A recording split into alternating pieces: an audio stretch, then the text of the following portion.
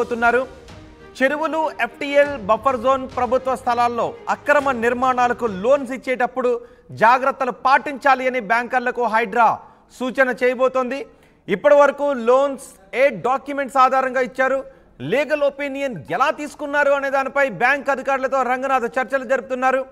ఇకపై హైడ్రా క్లియరెన్స్ ఉంటేనే home loans ఈ విధంగా ఇచ్చేలా నిబంధనలు తయారీపై చర్చ జరుగుతోంది.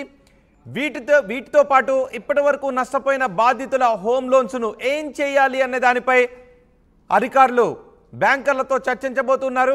నిజానికి ఇప్పటి వరకు కూల్చివేసిన వాటిలో చాలామంది ఆక్యుపేషన్కు రెడీగా ఉన్నవి. వాళ్ళు గృహప్రవేశం చేద్దామని అనుకుంటూ ఉన్నారు, డౌన్ పేమెంట్లు చేశారు, లోన్లు తీసుకున్నారు, లోన్లు కడుతూ ఉన్నారు. త్వరలోనే వాళ్ళ ఫ్లాట్ నిర్మాణం జరిగి తమ చేతికి వస్తుందని భావిస్తూ ఉన్నారు. ఇలాంటి సందర్భంలో ఒక్కసారిగా అది ఎఫ్టీఎల్లోనో బఫర్ జోన్లోనో ఉంది అని హైడ్రా అధికారులు గుర్తించి కూల్చివేయడంతో వాళ్ళు ఇప్పుడు రోడ్డున పడ్డారు. వాళ్ళు ఈఎంఐ ఎలా కట్టాలి అనే దానిపైన ఆలోచిస్తూ ఉన్నారు. అదే సందర్భంలో పర్మిషన్స్ ఇచ్చింది ఎవరు, రోడ్లు వేసింది ఎవరు, పవర్ ఇచ్చింది ఎవరు, లోన్లు ఇచ్చిన బ్యాంకులు ఏంటి, ఇలాంటి చాలా క్వశ్చన్స్ వస్తున్న నేపథ్యంలో ఇప్పటికే కొంతమంది అధికారులపై కూడా చర్యలు తీసుకున్నారు. ఇప్పుడు బ్యాంకర్లతో మాట్లాడుతున్నారు హైడ్రా కమిషనర్ రంగనాథ్.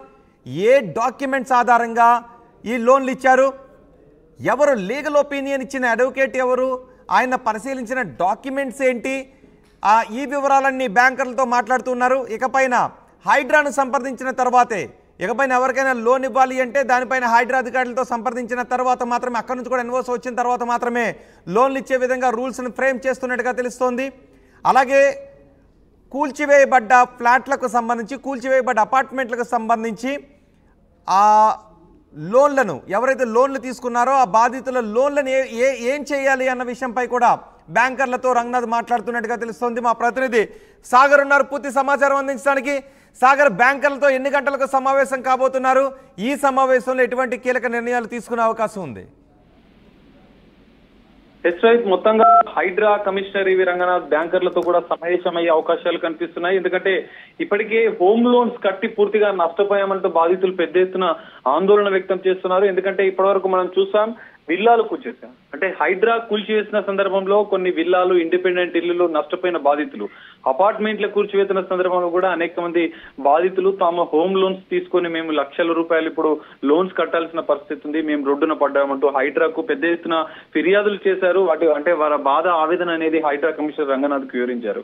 ఈ నేపథ్యంలో హైడ్రా కమిషనర్ అంటే ఇప్పుడు తాజాగా ఉన్న బాధితుల విషయంలో ఎలాంటి నిర్ణయాలు తీసుకోవాలి, హోమ్ లోన్స్ సంబంధించినటువంటి ఈ బ్యాంకు అధికారులు ఎలాంటి అంటే ఏ ప్రాతిపదికన వీళ్ళకు లోన్స్ ఇచ్చారు, ఎందుకంటే ఇక్కడ చెరువులు, ఎఫ్టీఎల్ బఫర్ జోన్ల పరిధిలో లేదా ప్రభుత్వ స్థలాల్లో ఉన్న ఇళ్లకు బ్యాంకర్లు ఏ విధంగా అంటే ఎలాంటి లీగల్ ఒపీనియన్స్ తీసుకొని లోన్స్ అనేవి అప్రూవ్ చేశారనేది కూడా బ్యాంక్ అధికారులతో సమావేశం అడిగి తెలుసుకునే ప్రయత్నం చేస్తున్నారు. దీంతో పాటుగా భవిష్యత్తులో కూడా హైదరాబాద్ నగరంలో జిహెచ్ఎంసీతో పాటుగా ఓఆర్ఆర్ పరిధిలో ఉన్నటువంటి చెరువులకు సంబంధించినటువంటి ఎఫ్టీఎల్ బఫర్ జోన్లలో, ప్రభుత్వ స్థలాలలో, నాలాల ఆక్రమణలో ఈ 3 అంశాల మీద నిర్మాణాలు ఏవైనా ఉంటే వాటి విషయంలో హోమ్ లోన్స్ ఇస్తున్న సందర్భంలో అనేక జాగ్రత్తలు తీసుకోవాలంటూ వారికి సూచించే అవకాశాలు కనిపిస్తున్నాయి. దీంతో పాటుగా లోన్స్ ఇస్తున్న సందర్భంలో దాన్ని సంబంధించిన డాక్యుమెంట్స్ కూడా పూర్తిగా పరిశీలించాలని చెప్పి హైడ్రా కమిషనర్ రంగనాథ్ బ్యాంకర్లతో, అధికారులతో సూచించే అవకాశాలు మనకి సమావేశంలో సూచించే అవకాశాలు కనిపిస్తున్నాయి.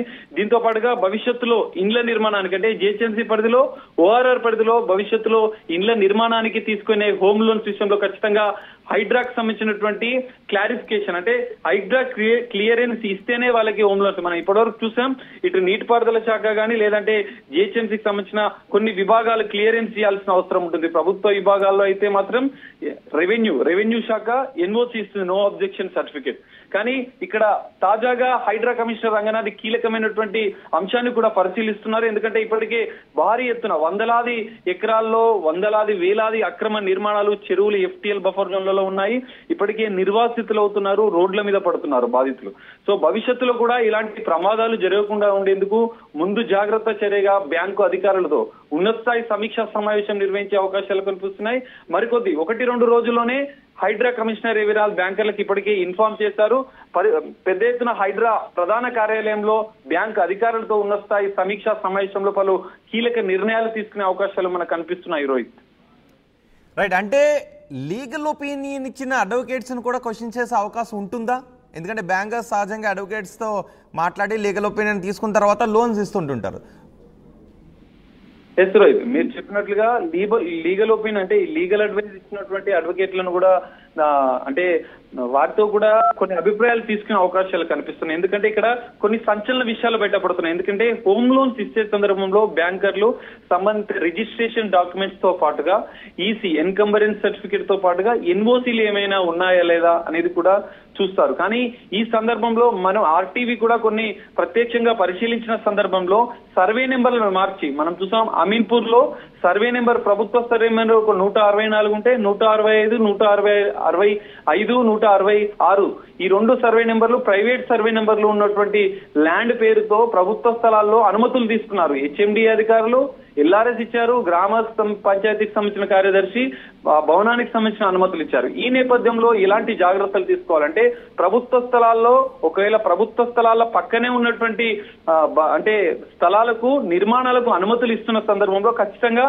సంబంధిత రెవెన్యూ అధికారులు చెరువుల ఎఫ్టీఎల్ బఫర్ జోన్లలో సంబంధించినటువంటి పక్కనే ఉన్నటువంటి ప్రైవేటు స్థలాల్లో ఉండే నిర్మాణాలకు కూడా ఎన్ఓసి అనేది ఖచ్చితంగా ఉంటది. ఇక్కడ చెరువులకు సంబంధించి ఏమో ఎఫ్టీఎల్ బఫర్ జోన్ పరిధిలో ఉన్నటువంటి పక్కనే ఉన్నటువంటి నిర్మాణాలకు నీటిపారుదల శాఖ ఇరిగేషన్ అధికారులు ఎన్ఓసి ఇవ్వాల్సి ఉంటుంది.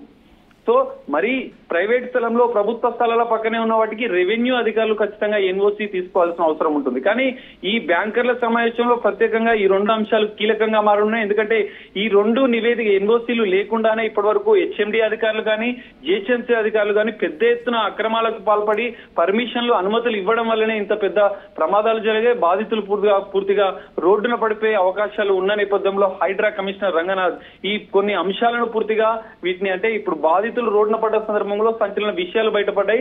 అధికారుల నిర్లక్ష్యం కూడా పెద్ద ఎత్తున ఉన్న నేపథ్యంలో బ్యాంకులు కూడా ముందస్తుగా జాగ్రత్తలు తీసుకోవాలంటూ ఖచ్చితంగా సూచించే అవకాశాలు ఎక్కువగా మనకు కనిపిస్తున్నాయి. రోహిత్ రైట్ సాగర్, త్వరలో బ్యాంకర్లతో హైడ్రా కమిషనర్ రంగనాథ్ సమావేశం కాబోతున్నారు. చెరువుల ఎఫ్టీఎల్ బఫర్ జోన్ ప్రభుత్వ స్థలాల్లో అక్రమ నిర్మాణాలకు లోన్లు ఇచ్చేటప్పుడు జాగ్రత్తలు పాటించాలని బ్యాంకర్లకు హైడ్రా సూచనలు చేస్తోంది. ఇప్పటి వరకు లోన్స్ ఏ డాక్యుమెంట్స్ ఆధారంగా ఇచ్చారు, లీగల్ ఒపీనియన్ ఎలా తీసుకున్నారు అన్న దానిపైన బ్యాంక్ అధికారులతో రంగనాథ్ మాట్లాడబోతున్నారు. ఇకపై హైడ్రా క్లియరెన్స్ ఉంటేనే హోమ్ లోన్స్ ఇచ్చే విధంగా నిబంధనలు తయారీపై చర్చ జరుగుతున్నట్టుగా తెలుస్తోంది. వీటితో పాటు ఇప్పటివరకు నష్టపోయిన బాధితుల హోమ్ లోన్స్ను ఏం చేయాలి అన్న దానిపై కూడా బ్యాంకర్లతో హైడ్రా కమిషనర్ రంగనాథ్ చర్చించబోతున్నట్టుగా తెలుస్తోంది.